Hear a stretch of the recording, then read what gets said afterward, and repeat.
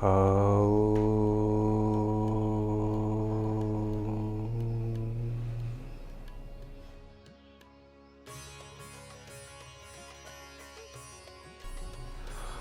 सभी Punjabi national television के दर्शकों को योगी अशोक राज की प्यार भरी नमस्कार और सत श्री अकाल। जैसा कि हमने आप लोगों से वादा किया था कि आपको घर बैठे हम एक ऐसा योगा का प्रोग्राम देंगे जो आपकी सेहत को अच्छा रखे, और कुछ थेरेपेटिक योगा के एपिसोड्स भी हम इसमें लेके आएंगे, जिससे जो आपकी लाइफस्टाइल से रिलेटेड डिसऑर्डर्स और डिजीज़ हैं उनको हम एक एक एपिसोड में कवर करेंगे। और ये हमारा पहला एपिसोड है। पहले एपिसोड में हम योगा का जो सबसे इम्पोर्टेंट एक अंग है, जो कि सबसे ज़्यादा बेनिफिशियल होता है हमारी इम्यूनिटी बढ़ाने के लिए, हमारी हेल्थ को सही रखने के लिए, जो कि प्राणायाम है। तो चलिए आज के इस पहले एपिसोड में हम सबसे पहले प्राणायाम की बात करेंगे। प्राणायाम करने से पहले मैं आपको 2-3 चीज़ें बताना चाहता हूँ। जब भी आप प्राणायाम स्टार्ट करें तो उससे पहले आप अपने को थोड़ा सा वार्म अप कर लें, बहुत ज़रूरी है। अगर हम अष्टांग योग की बात करें तो अष्टांग योग में भी आसन के बाद प्राणायाम को रखा गया है। जो 8 अष्टांग योग के जो 8 पिलर्स हैं, यम, नियम, आसन, प्राणायाम, प्रत्याहार, धारणा, ध्यान, समाधि। तो आपने देखा कि इन अष्टांग योग में भी आसन को पहले रखा गया है और उसके बाद प्राणायाम को रखा गया है। इसका मतलब ये है कि आप फिजिकली थोड़ा सा बॉडी टेम्परेचर को बढ़ा लें, थोड़ा सा वार्म अप करें, उसके बाद ही आप प्राणायाम करने के लिए बैठें। दूसरी बहुत ज़रूरी चीज़ है, कभी भी आप सीधे ज़मीन पर ना बैठें, या तो कोई पिल्लो या फिर योगा ब्लॉक। जैसे मैं आपको दिखाता हूँ, एक ये योगा ब्लॉक मैंने लिया हुआ है। योगा ब्लॉक के ऊपर बैठें, या आपके पास योगा ब्लॉक नहीं है तो आप कोई भी एक पिल्लो रख सकते हैं। उससे क्या होगा, आपकी back without any stress straight रहेगी। आप क्योंकि प्राणायाम करते हुए आपको काफ़ी देर तक बैठना होता है, तो आपकी बैक पे स्ट्रेस नहीं होगा। अगर आप पिल्लो या योगा ब्लॉक नहीं लगाएंगे तो मुमकिन है कि प्राणायाम 15-20 मिनट के बाद जब हो सकता है आपको थोड़ा सा बैक में पेन स्टार्ट हो जाए। तो उसको अवॉइड करने के लिए आपने पिल्लो या योगा ब्लॉक ज़रूर लेना है और बॉडी को वार्म अप भी ज़रूर करना है। प्राणायाम 2 शब्दों को मिला के बना है, प्राणा एंड आयाम। प्राणा से मतलब है हमारी प्राणवायु, प्राण शक्ति, जो हमें जिंदा रखती है, जो हमें चलाती है। प्राणवायु के भी बहुत सारे अंग होते हैं, आज हम उनको डिस्कस नहीं करेंगे। अगर हम लेमैन लैंग्वेज में मैं आपको बताऊं, प्राण का आना और जाना इस प्राणायाम। प्राण आयाम का मतलब होता है आना और जाना। तो ये ब्रीदिंग टेक्निक्स भी हम इसको इंग्लिश में बोलते हैं। ये बहुत ही ज़्यादा इम्पोर्टेंट अंग है योगा में। इतना इम्पोर्टेंट है, मैं आपको बताऊं कि 80% अकेला प्राणायाम ही आपकी हेल्थ को संभाल सकता है। बाकी जितने भी आसन हैं, क्रियाज हैं, वो भी इम्पोर्टेंट हैं, बट दे आर जस्ट 20%। अकेला प्राणायाम किसी भी बीमारी में, किसी भी डिसऑर्डर में, इम्यूनिटी बढ़ाने में 80% रोल अदा करता है। आपने देखा होगा अभी कोरोना काल में सबसे ज़्यादा दिक्कत, सबसे ज़्यादा जो मांग बढ़ी है वो ऑक्सीजन की बढ़ी है, और ये प्राणायाम करने से आपकी बॉडी का ऑक्सीजन लेवल हमेशा मेंटेन रहता है। और कुछ स्टूडेंट्स तो मेरे ऐसे थे जिनको कोरोना हुआ, ऑक्सीजन लेवल बहुत नीचे चला गया, तो उनको मैंने प्राणायाम बताया और आप यकीन मानेंगे कि 3 से 4 मिनट के अंदर ही उनका ऑक्सीजन लेवल नॉर्मल आ गया। प्राणायाम की बात करते हैं। प्राणायाम कई तरह के होते हैं। भस्त्रिका है, कपालभाति है, अनुलोम विलोम है, भ्रामरी है, शीतली है, शीतकारी है, चंद्रभेदी प्राणायाम है, सूर्यभेदी प्राणायाम है, अग्निसार भी है। कुछ लोग मानते हैं कि अग्निसार प्राणायाम नहीं है, वो एक क्रिया है। तो लेकिन आज मैं आपको 4 विशेष जो प्राणायाम होते हैं, क्योंकि भागदौड़ वाली ज़िंदगी है, आपको एक कॉम्बिनेशन ऑफ प्राणायाम का मैं ऐसा बता रहा हूँ जो कम समय में आप उतना ही कर लोगे तो आपको बहुत ज़्यादा लाभ मिलेगा। तो आइए, जब सबसे पहले हम स्टार्ट करते हैं भस्त्रिका से। भस्त्रिका के लिए जैसे मैंने बताया, आप कमर सीधी कर लें, वायु मुद्रा लगानी है। वायु मुद्रा कैसे लगाते हैं? आपकी ये जो फर्स्ट फिंगर है, ये हमारी बॉडी में वायु के अंश को दर्शाती है। This finger represents air in the body. So अगर हमने अंगूठे के नीचे इसको अच्छे से दबा लिया टाइट करके, तो ये हमारी वायु मुद्रा बन जाती है। ध्यान दें कि आपकी बैक स्ट्रेट हो, चिन को हल्का सा अंदर की तरफ टिल्ट करके रखना है और long breathe in and long breathe out.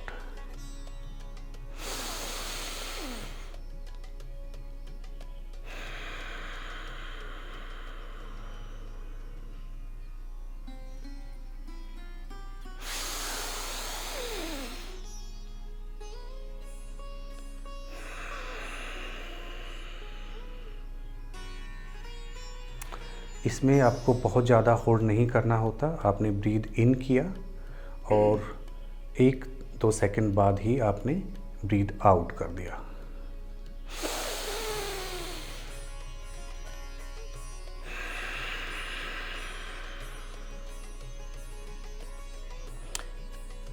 Number 2, बहुत ज़रूरी है कि जब आप सांस लें तो वो आप सांस पेट में भरें, जिससे आपका पेट थोड़ा सा बाहर की तरफ आएगा। और जब आप सांस छोड़ेंगे तो पेट को अंदर ले जाना है ताकि पूरी की पूरी हवा निकल जाए। ऐसा इसलिए कि जो डीप ब्रीदिंग जिसको हम कहते हैं, जो कि बहुत इम्पोर्टेंट होती है, वो पेट से ली जाती है। एग्ज़ाम्पल, अगर आप किसी छोटे बच्चे को देखें, कोई बच्चा जब पैदा होता है, 1-2 साल का होता है, थोड़ा सा बड़ा भी होता है, आप उसको सोते हुए देखेंगे तो आपको पता चलेगा कि वो सांस पेट से लेता है।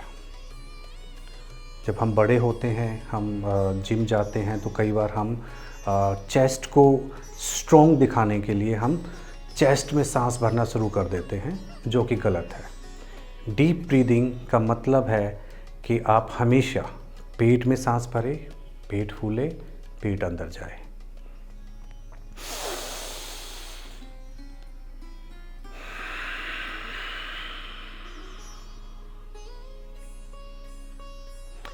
और एक बहुत ज़रूरी बात, भस्त्रिका में आपका एक्सेल जो होगा, जो आप सांस बाहर निकालते हैं, वो इनहेल से लंबा होता है। अगर आपने इनहेल करने में 3 से 4 सेकंड का समय लिया है, तो आपको एक्सेल करने में कम से कम 5 से 6 या 7 सेकंड का समय लेना है। इसका मतलब हुआ कि जब हमने हवा को बाहर निकालना है तो बहुत धीरे धीरे धीरे टाइम लेके उसको हमने बाहर निकालना है।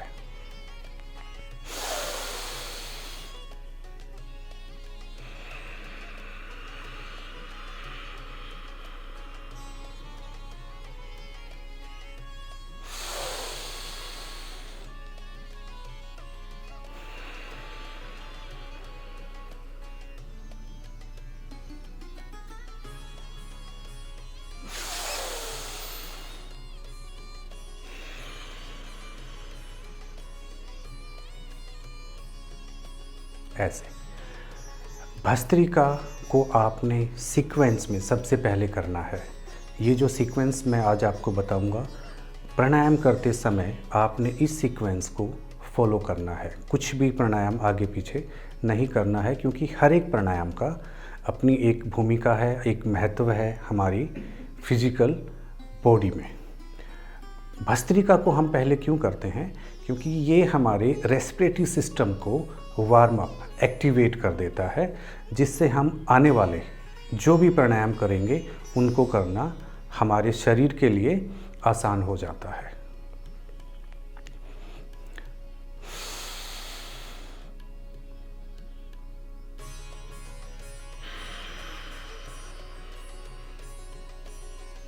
कई लोग कहते हैं कि हम सांस नाक से लें कि मुंह से लें, नाक से छोड़ें कि मुंह से छोड़ें।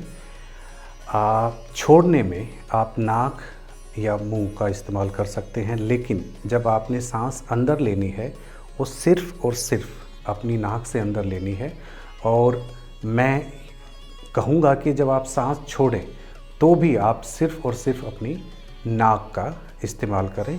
लेकिन जिन लोगों को अस्थमा है या कोई प्रॉब्लम है, वो बहुत ज़्यादा होल्ड नहीं कर सकते, तो उसके लिए वो अपना मुंह भी यूज़ कर सकते हैं। और अगर हम बात करें भस्त्रिका के बेनिफिट्स की, फ़ायदों की, तो इंस्टेंट ये आपकी बॉडी के अंदर ऑक्सीजन की मात्रा को बढ़ाता है। आप होल्ड नहीं करते इसमें ज़्यादा, उसके बावजूद भी जो आप स्लो ब्रीद आउट करते हैं, हमारे एलोवेलीज़ को, हमारे लंग्स के अंदर जो एलोवेलीज़ होते हैं उनको काफ़ी समय मिल जाता है उस ऑक्सीजन को अब्जॉर्व करने के लिए और कार्बन डाइऑक्साइड को एक्सचेंज करने के लिए। तो ये हमारे, जैसा मैंने पहले बताया, ये हमारे बॉडी को, रेस्पिरेटरी सिस्टम को वार्म अप करता है, एक्टिवेट करता है, साथ के साथ ऑक्सीजन लेवल को बहुत जल्दी हमारी बॉडी के अंदर बढ़ाता है। दूसरा हमारा आज का प्राणायाम है कपालभाति। भस्त्रिका को आप 2 से 3 मिनट तक आप कर सकते हैं डेली। नेक्स्ट है कपालभाति। कपालभाति से मतलब है हमारा, ये जो हमारा सिर है इसको हम कपाल बोलते हैं, और भाति का मतलब होता है चमकना। तो कपालभाति से मतलब है कि अगर आप ये प्राणायाम करेंगे तो आपका पूरा ENT सिस्टम, आपकी आँखें, आपका चेहरा, आपके बाल, ये चमकने लगेगा, हेल्दी हो जाएगा। और सबसे बड़ा बेनिफिट जो होता है कपालभाति का, वो ये होता है कि ये आपकी नेज़ल कैविटी में जो ऑक्सीजन के साथ साथ कुछ डस्ट चली जाती है, वो नेज़ल कैविटी में जाके जम जाती है, उसको निकालता है।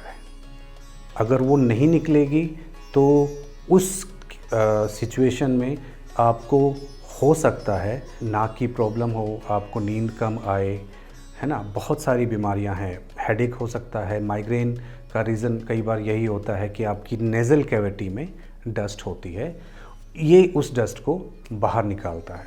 तो देखिए कपालभाति हम कैसे करते हैं। कपालभाति में भी जैसे मैंने बताया कि आप कोई भी प्राणायाम करें तो पहले वायु मुद्रा मैंने आपको बताया है कैसे करना है।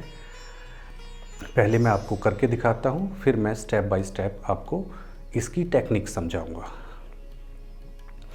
सीधा बैठना है, थोड़ा सा गर्दन को अंदर की तरफ,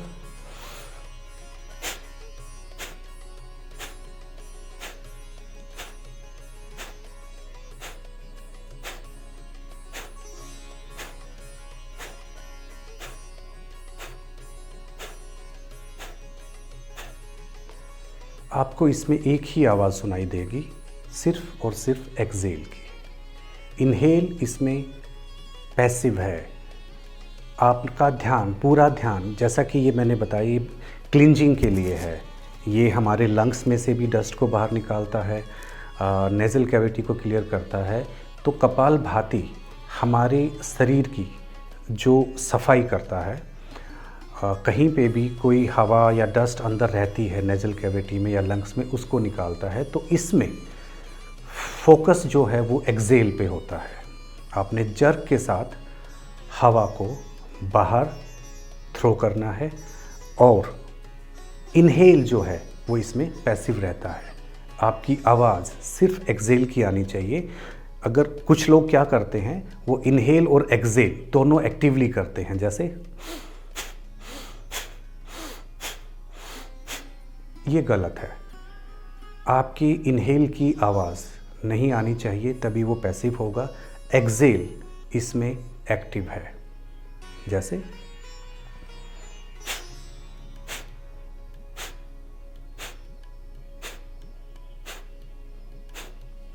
क्रिस्पी एंड शार्प, छोटा और क्रिस्पी करके आपने यहाँ से हवा को बाहर निकालना है। पूरा का पूरा ध्यान आपका आपके नाक पे होगा।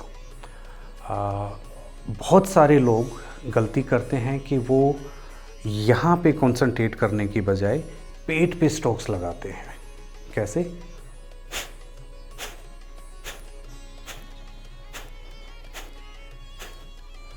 ये गलत है। प्राणायाम का मतलब है ब्रीदिंग टेक्निक्स, ब्रीदिंग के साथ कॉम्बिनेशन। तो जब हम यहाँ पे स्ट्रोक्स लगाएंगे तो वो प्राणायाम नहीं रहता, वो आपकी एक पेट के लिए सिंपल एक्सरसाइज बन जाती है। प्राणायाम तब होता है जब हमारा प्राइमरी फोकस वो ब्रीदिंग के ऊपर रहे। तो हम इसको एक्सरसाइज ना बनाएं, प्राणायाम को प्राणायाम ही रहने दें, तभी आपको प्राणायाम के फ़ायदे मिलेंगे। यहाँ पे एक्शन होगा, यहाँ पे रिएक्शन होगा। मतलब यहाँ पे आप थ्रो करोगे एयर को बाहर जर्क के साथ, उसके बाद आपके पेट पे हल्का सा स्ट्रोक पड़ेगा, विच इज़ नेचुरल। एक्शन यहाँ पे, रिएक्शन यहाँ पे।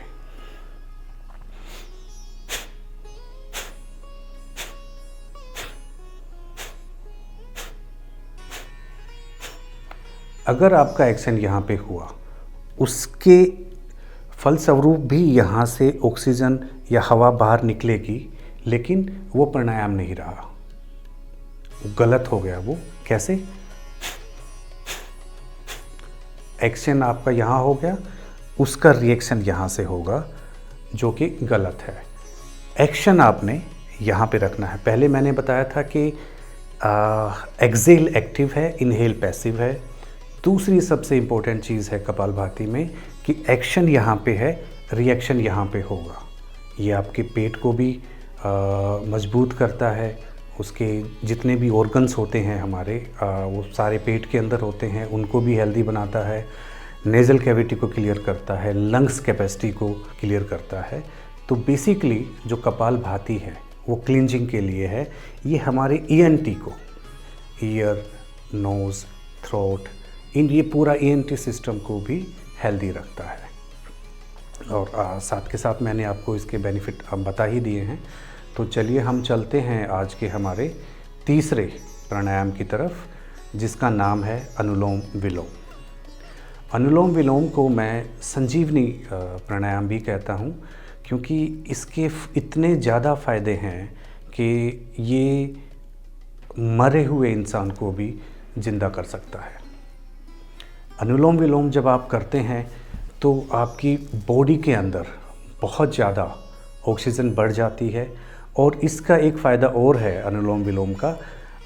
कुछ पेशेंट्स हमारे पास ऐसे आते हैं जो बैठ नहीं सकते। वो कहते हैं कि गुरुजी हम बैठ नहीं सकते, हम अनुलोम विलोम कैसे करें। अनुलोम विलोम को आप लेट कर भी कर सकते हैं, टेक्निक सही होनी चाहिए। आप बैठ नहीं सकते, आप दीवार के साथ बैठ के कर सकते हैं। उतना भी आप नहीं कर सकते तो आप लेट कर भी कर सकते हैं, या आप सोने से पहले आप बिस्तर पे जा रहे हैं तो सोने से पहले आप वहीं लेटे लेटे 5 मिनट के लिए आप अनुलोम विलोम करें। आपकी बॉडी में तुरंत 2-3 मिनट के अंदर ही ऑक्सीजन का लेवल, आप चाहें तो चेक भी कर सकते हैं। आप ऑक्सीमीटर लें, आप अपना ऑक्सीजन लेवल चेक करें, उसके बाद आप 5 मिनट प्राणायाम करें, फिर अपना ऑक्सीजन लेवल ऑक्सीमीटर से दोबारा चेक करें। आपको इसका रिज़ल्ट बहुत अच्छा सामने आएगा। तो अनुलोम विलोम को करते कैसे हैं? आप किसी भी पोजीशन में बैठें, सिद्धासन में बैठ सकते हैं या किसी भी इजी पोज में बैठ सकते हैं। बट जैसा मैंने बताया कि पिल्लो पे बैठना और योगा ब्लॉक पे बैठना बहुत ज़रूरी है। अनुलोम विलोम के लिए मैं आपको बता दूं कि हमारी जो लेफ़्ट नोस्ट्रिल्स होती है, इसको हम चंद्र नाड़ी कहते हैं। राइट नोस्ट्रिल्स को सूर्य नाड़ी कहते हैं। इससे क्या फ़र्क पड़ता है? चंद्र नाड़ी से जब आप सांस लेते हैं तो ये आपके शरीर के टेम्परेचर को ठंडा करती है। सूर्य नाड़ी से जब आप सांस लेते हैं तो ये आपके टेम्परेचर को बढ़ाती है। ऐसा उनके लिए ज़रूरी है जिनको कोई लो बीपी और हाई बीपी की प्रॉब्लम हो। लो बीपी और हाई बीपी के लिए भी मैं एक स्पेशल प्राणायाम बताऊंगा थोड़ी 2 मिनट के लिए। लेकिन जब आपको हाई बीपी है तो आप अनुलोम विलोम हमेशा लेफ़्ट से स्टार्ट करें। लेफ़्ट से स्टार्ट करने का मतलब है कि आपने अपनी राइट नोस्ट्रिल्स को बंद करना है, लेफ़्ट से इनहेल करना है। ओके। अगर आपको लो बीपी है तो आप हमेशा अनुलोम विलोम राइट नोस्ट्रिल से स्टार्ट करें। लेफ़्ट को बंद किया, राइट से इनहेल किया। चलो हम करते हैं।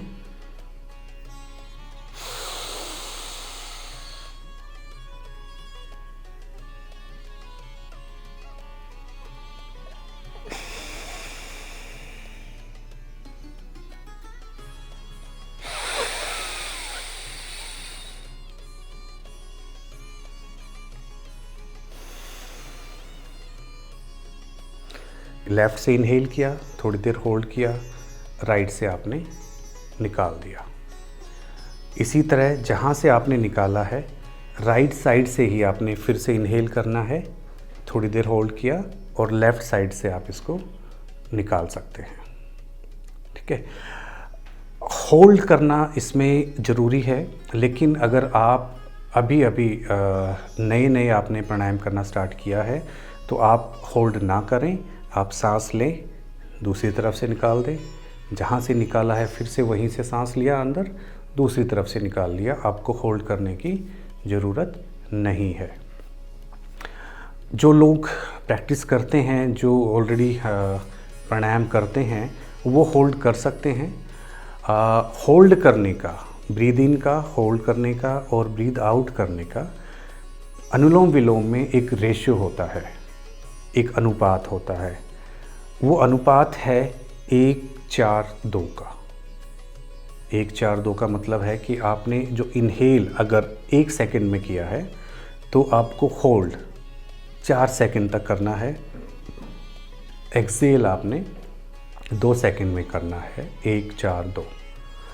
लेकिन जनरली जब हम ब्रीद इन करते हैं तो हमारा इनहेल 2 से 2.5 सेकंड के बीच में होता है। तो अगर हमारा ब्रीद इन 2 सेकंड का है तो ऑटोमेटिकली हमारा जो होल्ड होगा वो 8 सेकंड का हो जाएगा। जो हमारा एक्सेल होगा वो 4 सेकंड का हो जाएगा। मैं आपको एक बार करके दिखाता हूँ।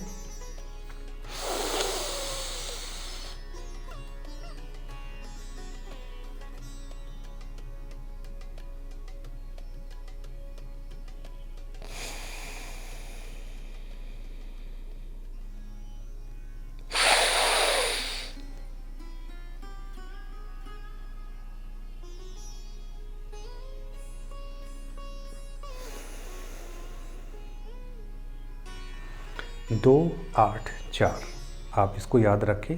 इसी सीक्वेंस में आप कर सकते हैं। होल्ड को आप अपनी लंग्स कैपेसिटी के हिसाब से थोड़ा कम भी कर सकते हैं। ओके। सबसे इम्पोर्टेंट इसमें यह है कि जब आपने ब्रीद इन करना है उसमें हल्का सा आपने जोर लगा के थोड़ी सी फोर्स के साथ इनहेल करना है। बहुत ज़्यादा फोर्स नहीं, हल्की सी फोर्स के साथ इनहेल करना है।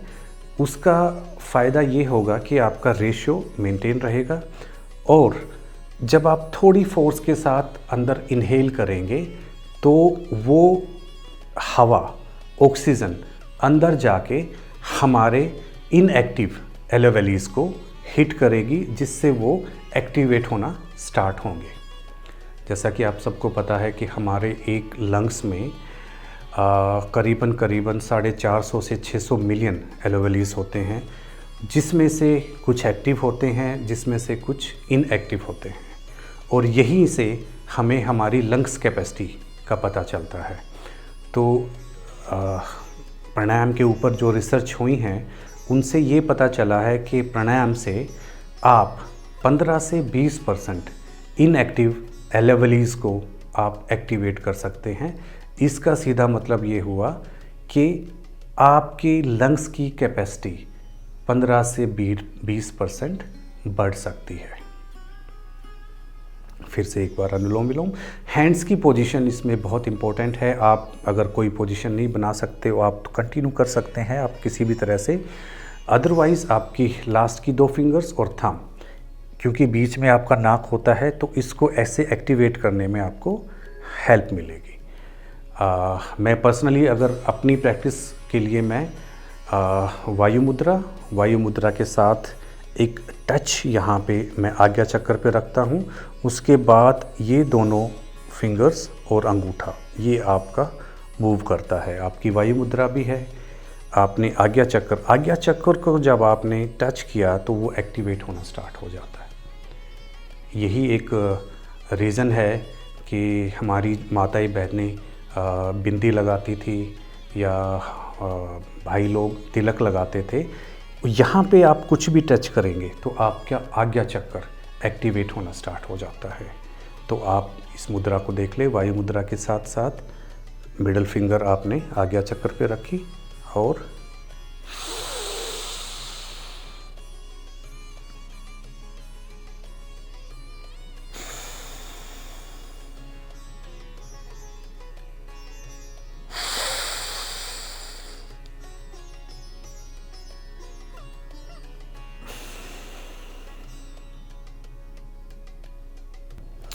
तो ये था हमारा अनुलोम विलोम, जिसको मैं संजीवनी प्राणायाम भी बोलता हूँ। हमारे अगले एपिसोड में हम आपको बताएंगे लो बीपी और हाई बीपी को कैसे आप अपने प्राणायाम के द्वारा कंट्रोल कर सकते हैं, और चंद्र भेदी प्राणायाम और सूर्य भेदी प्राणायाम की टेक्निक्स भी हम आपको बताएंगे। हमारी अगली मुलाकात होगी पंजाबी नेशनल टेलीविज़न के अगले एपिसोड में। तब तक के लिए नमस्कार, सत श्री अकाल।